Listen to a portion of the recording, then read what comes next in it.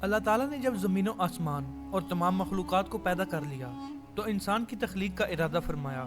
فرشتوں سے فرمایا، میں زمین میں اپنا خلیفہ بنانے والا ہوں۔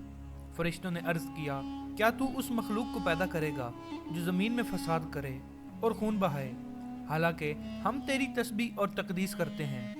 اللہ تعالیٰ نے جواب دیا، جو میں جانتا ہوں وہ تم نہیں جانتے۔ پھر اللہ تعالیٰ نے حضرت آدم علیہ السلام کو مٹی سے پیدا فرمایا۔ مختلف اقسام کی مٹی کو اکٹھا کیا گیا اور اس سے حضرت آدم علیہ السلام کی شکل بنائی گئی۔ پھر اس میں روح پھونکی گئی اور یوں وہ زندہ ہو گئے۔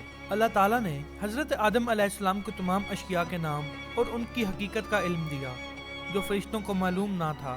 جب اللہ تعالیٰ نے فرشتوں سے کہا کہ ان اشیاء کے نام بتاؤ تو وہ عاجز آ گئے۔ تب حضرت آدم علیہ السلام نے ان اشیاء کے نام بتا دیے جس سے ان کی برتری ثابت ہو گئی۔ جب حضرت آدم علیہ السلام کی تخلیق مکمل ہو گئی تو اللہ تعالیٰ نے فرشتوں کو حکم دیا کہ وہ حضرت آدم علیہ السلام کو سجدہ کریں۔ سب فرشتوں نے سجدہ کیا مگر ابلیس نے انکار کر دیا۔ اللہ نے فرمایا، اے ابلیس، تجھے کس نے روکا کہ تو سجدہ کرے جسے میں نے اپنے ہاتھوں سے پیدا کیا؟ ابلیس نے تکبر سے کہا، میں اس سے بہتر ہوں، تو نے مجھے آگ سے پیدا کیا اور اسے مٹی سے۔ اللہ تعالیٰ نے فرمایا، اے ابلیس، تو یہاں سے نکل جا، تو مردود ہے اور تجھ پر قیامت تک لعنت رہے گی۔ تب ابلیس نے اللہ تعالیٰ سے قیامت تک کی مہلت مانگی اور قسم کھائی کہ وہ انسانوں کو بہکائے گا۔ میں تیرے سیدھے راستے پر بیٹھوں گا اور انہیں دائیں بائیں، آگے اور پیچھے سے آ کر گمراہ کروں گا۔ جب حضرت آدم علیہ السلام جنت میں رہنے لگے تو وہ تنہائی محسوس کرنے لگے۔ اللہ تعالیٰ نے ان کی تنہائی دور کرنے کے لیے حضرت حوا علیہ السلام کو پیدا فرمایا۔ مفسرین کے مطابق حضرت حوا علیہ السلام کو حضرت آدم علیہ السلام کی بائیں پسلی سے پیدا کیا گیا۔ جب وہ سو رہے تھے، جب وہ بیدار ہوئے تو اپنے پاس حضرت حوا علیہ السلام کو پایا۔ اللہ تعالیٰ نے ان دونوں کو جنت میں رہنے کی اجازت دی اور فرمایا، اے آدم، تم اور تمہاری بیوی جنت میں رہو اور جہاں سے چاہو کھاؤ، مگر اس درخت کے قریب نہ جانا ورنہ تم ظالموں میں سے ہو جاؤ گے۔ یہ سوال بہت اہم ہے کہ جب شیطان کو جنت سے نکال دیا گیا تھا تو وہ وہاں دوبارہ کیسے پہنچا؟ علماء کی تفسیر کے مطابق شیطان نے مختلف طریقوں سے جنت میں داخل ہونے کی کوشش کی۔ بعض مفسرین کے مطابق وہ جنت کے دروازے پر انتظار کرتا رہا اور حضرت حوا علیہ السلام سے بات کرنے کی کوشش کی۔ ایک رائے یہ بھی ہے کہ شیطان نے جنت میں داخل ہونے کے لیے ایک سانپ کا سہارا لیا۔ سانپ اس وقت جنت میں موجود تھا اور شیطان نے اس کے منہ میں چھپ کر جنت میں داخل ہونے کا راستہ بنایا۔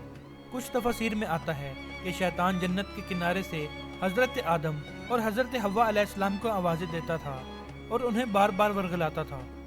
شیطان نے وسوسہ ڈال کر حضرت آدم علیہ السلام اور حضرت حوا علیہ السلام کو بہکایا اور کہا، تمہیں اللہ نے اس درخت سے اس لیے روکا ہے کہ کہیں تم فرشتے نہ بن جاؤ یا ہمیشہ زندہ نہ رہو۔ شیطان نے انہیں قسم دے کر کہا، میں تمہارا خیر خواہ ہوں۔ حضرت آدم علیہ السلام اور حضرت حوا علیہ السلام نے شیطان کی باتوں میں آ کر درخت کا پھل کھا لیا۔ جیسے ہی انہوں نے اس درخت کا پھل کھایا، ان کے جسم سے جنتی لباس غائب ہو گئے اور انہیں اپنی شرمگاہوں کا احساس ہوا۔ وہ فوراً جنت کے پتوں سے اپنے جسم کو ڈھانپنے لگے۔ تب حضرت آدم علیہ السلام اور حضرت حوا علیہ السلام کو اپنی غلطی کا احساس ہوا اور انہوں نے فوراً توبہ کی، اے ہمارے رب، ہم نے اپنی جانوں پر ظلم کیا، اگر تو ہمیں معاف نہ کرے اور ہم پر رحم نہ کرے تو ہم نقصان اٹھانے والوں میں سے ہو جائیں گے۔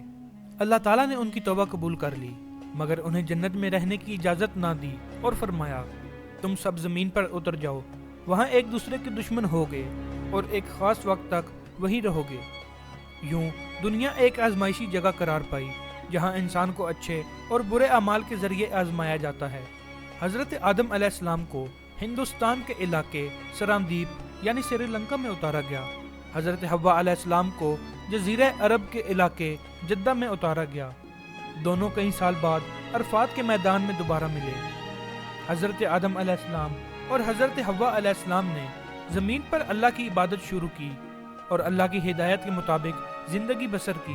اللہ تعالیٰ نے ان کو اولاد عطا کی جن میں سب سے پہلے قابیل اور حابیل پیدا ہوئے۔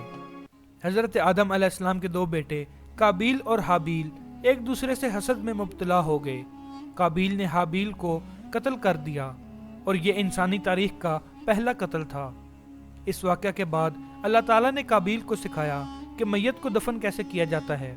حضرت آدم علیہ السلام نے تقریباً 1000 سال کی عمر پائی۔ جب ان کی وفات کا وقت آیا تو فرشتے آئے اور ان کی روح قبض کر لی۔ اس واقعے سے ہمیں سبق ملتا ہے کہ شیطان انسان کا کھلا دشمن ہے۔ وہ ہمیشہ ہمیں بہکانے کی کوشش کرتا ہے، اس لیے ہمیں ہمیشہ اللہ کی پناہ مانگنی چاہیے۔ حضرت آدم علیہ السلام اور حضرت حوا علیہ السلام نے ایک چھوٹی سی نافرمانی کی اور جنت سے نکال دیے گئے، تو ہم کیسے نافرمانی کر کے کامیاب ہو سکتے ہیں؟ اگر کوئی غلطی ہو جائے تو فوراً اللہ تعالیٰ سے معافی مانگنی چاہیے، کیونکہ وہ رحیم اور بخشنے والا ہے۔ ہمیں اپنے اعمال پر نظر رکھنی چاہیے تاکہ ہم جنت میں داخل ہو سکیں۔